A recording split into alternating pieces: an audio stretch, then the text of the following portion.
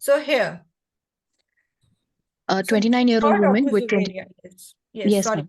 Yeah, start. A 29-year-old woman with 27-year-old partner has been investigated for secondary infertility. All female investigations are normal. The male has fathered 2 children previously. He has frontal balding, BMI 37, and complains of low libido and erectile dysfunction. Semen analysis shows azoospermia, confirmed on repeat testing. FSH is 30 and testosterone 6. Choose the single most appropriate step in this management. Uh,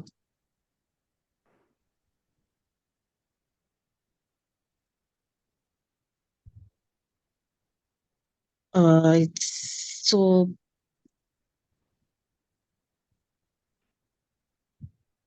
the semen analysis is showing azoospermia and it is confirmed on repeated testing.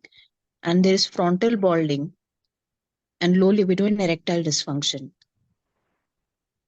So oral glucose tolerance test. Okay. How, I mean, what is the Because explanation?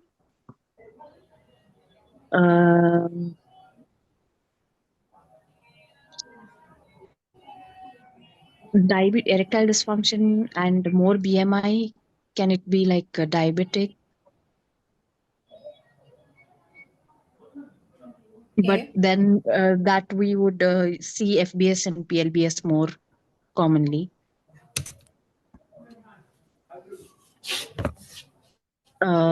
It wouldn't affect the sperm also.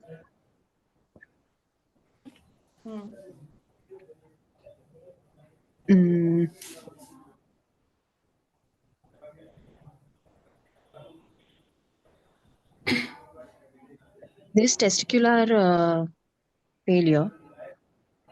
Okay. What makes you think of testicular failure? FSH is high here. Okay. FSH is. So for that,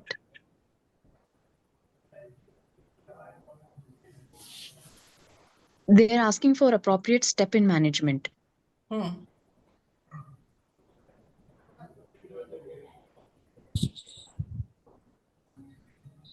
Thyroid function tests. Okay. What is the keyword for thyroid function test usually? It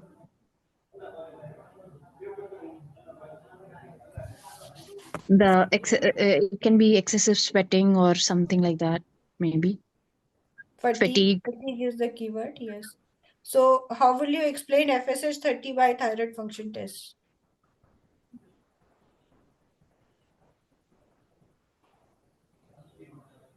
I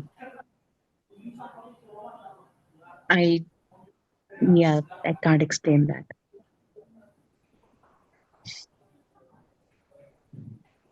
So you said testicular failure, right? So now what are the management options for testicular failure? Go from testicular failure further. Don't go back again, right? Don't go and search for like what is happening. Now start from testicular failure. For testicular failure, what is the further line of management? What we need to do?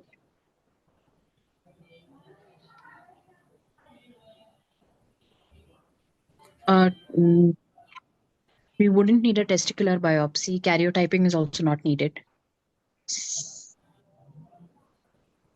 Smell test is not necessary here. There's a high FSH, so prolactin can also be increased. G, ma'am, maybe serum prolactin. Okay. Okay. First, it is testicular biopsy, then karyotyping, ma'am. Okay. Yes, ma'am. But by me, I was actually thinking of low libido erectile dysfunction. So, in prolactin may actually cause that. So I was actually thinking of hyperprolactinemia leads to high FSH.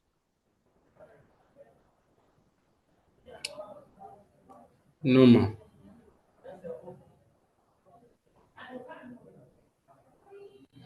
No, but Okay.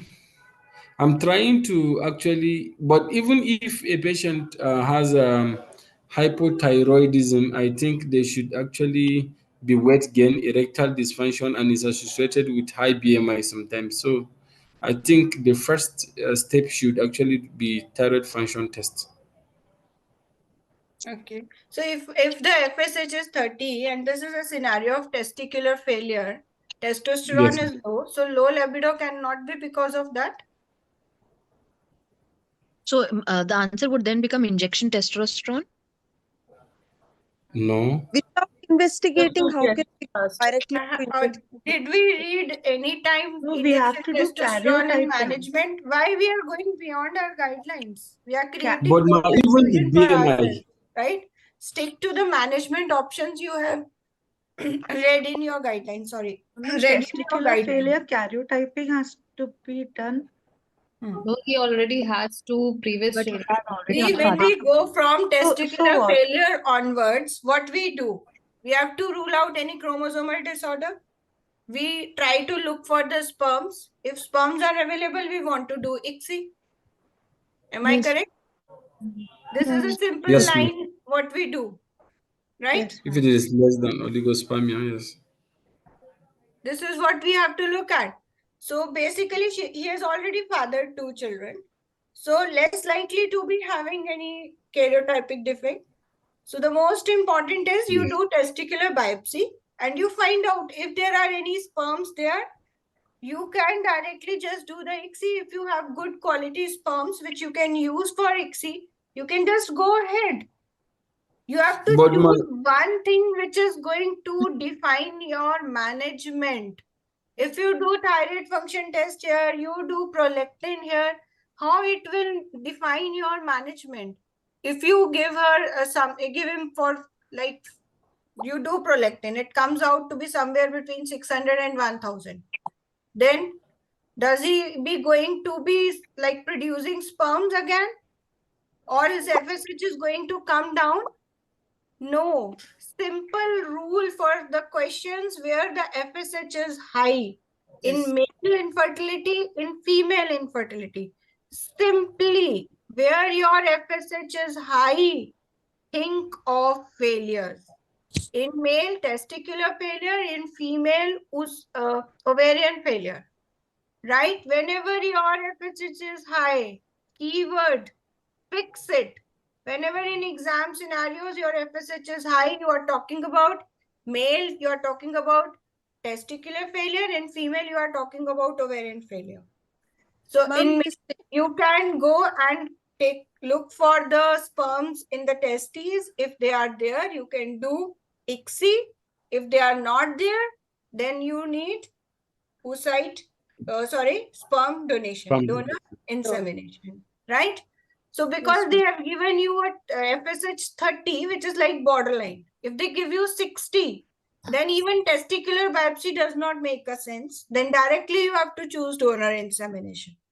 Or if they give you a something reason like he had mumps, okay, which shows that the testis is largely damaged. So you will directly go to donor insemination. But 30 is somewhat borderline type of finding. So you can look for the sperms in testicular biopsy.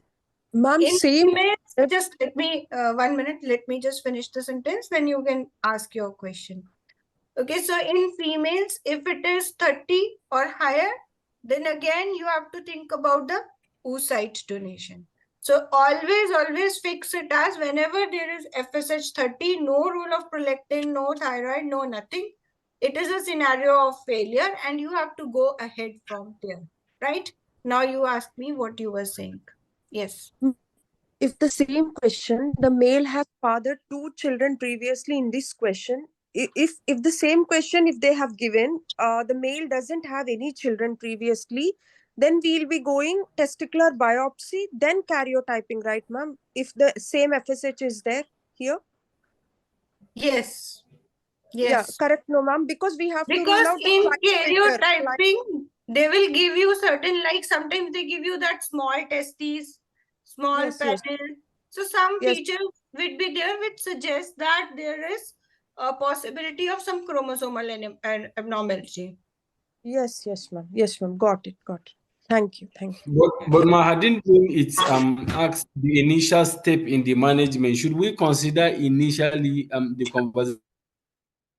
the conservative management, like even the high BMI can cause low libido, erectile dysfunction, and sperm fragmentation? How will you explain Should we? FSH 30? With any of these conservative measures, how will you explain FSH 30? Okay, maybe.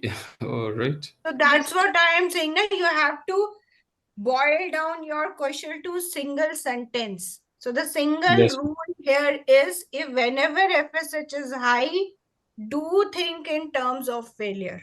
Ovarian or Right? testicular failure. Yes. This is the rule we are going to follow for high FSH patients. Okay, Fine? now yes, it's clearer now. Okay. Anybody else? Any confusion? Everyone okay? Ma'am, I have a question. Hmm. The male has fathered two children previously, and the recent semen analysis report shows azoospermia. So, could there be a possibility that anti-sperm antibodies have been formed? Like, why aren't we considering that option as well? Can FSH? It comes down to FSH. And 1 minute, I saw many people answering D, but please be sure confirmed on repeat testing. You can't miss this, right? There were many answers of D in the chat box as well, looking at azoospermia, but already mentioned confirmed on repeat testing. Right? So no D, no, not at all. This cannot be, this will be a blunder then, right?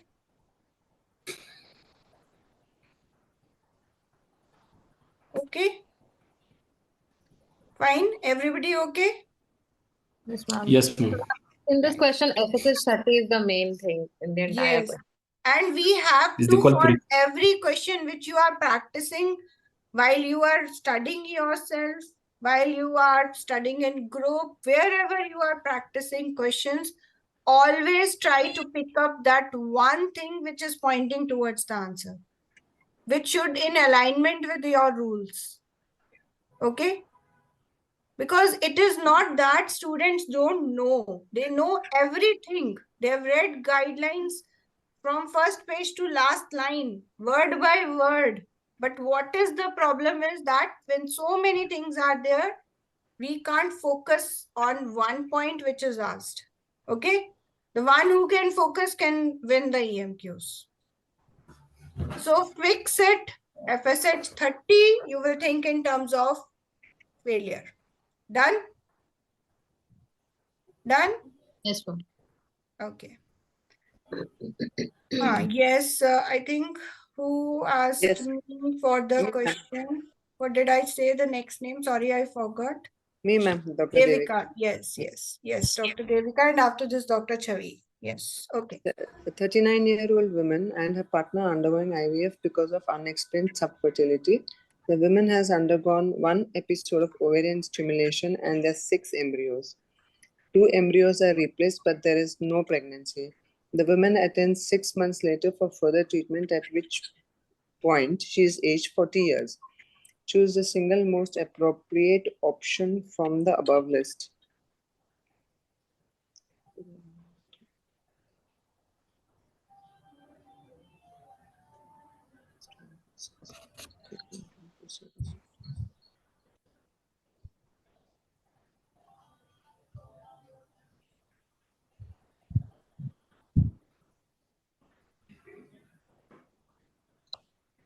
I thought it's going to be a small session of 10 questions, but I think already 1 hour is over, right? Okay, yes.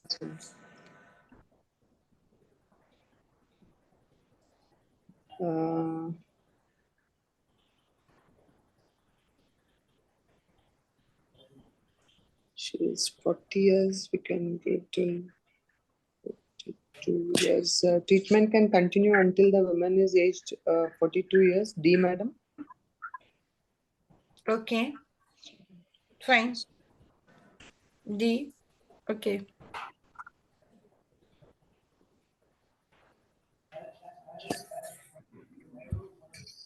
Okay. Many of you are answering D. Okay. So and now it is open for everyone. Those who want to give explanation, their answers, you can speak up. Ma'am, actually, if the woman has undergone IVF in less than 40 years, the entire one cycle has to be funded by the NHS, like right from the womb pickup till the transfer. Whatever the embryos are remaining, whether she undergoes one cycle or two cycles, till the embryos are transferred, it has to be funded by the NHS. Then we can go for option J. Right. Okay. So J. Yes. Fine. What else? B. B option Ma'am, is also there in chat box. So B. yeah, after 40 years of female's age, at least one IVF cycle can be funded by NHS if there are no children in home, right, ma'am? Okay. So you want to go with D. Yes, ma'am. Okay. Fine. Okay. So there is Also B go answer also. Somebody wants to explain B?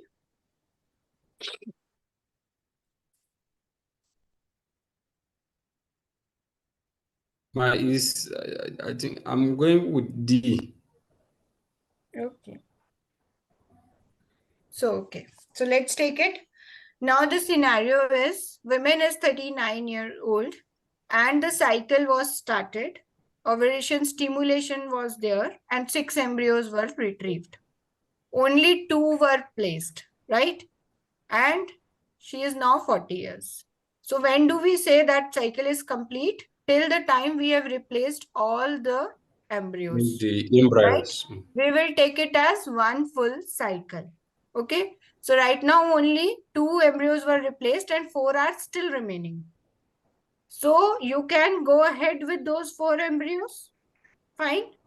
You can go ahead with those 4 embryos. Everyone agrees to this because B, D, J, all these are saying that treatment can proceed. Right? Now what is the difference between the 3 options? Now this is funded by NHS because up to 42 years, one cycle can be funded by NHS, right? So this is funded by NHS. So now we have D and J.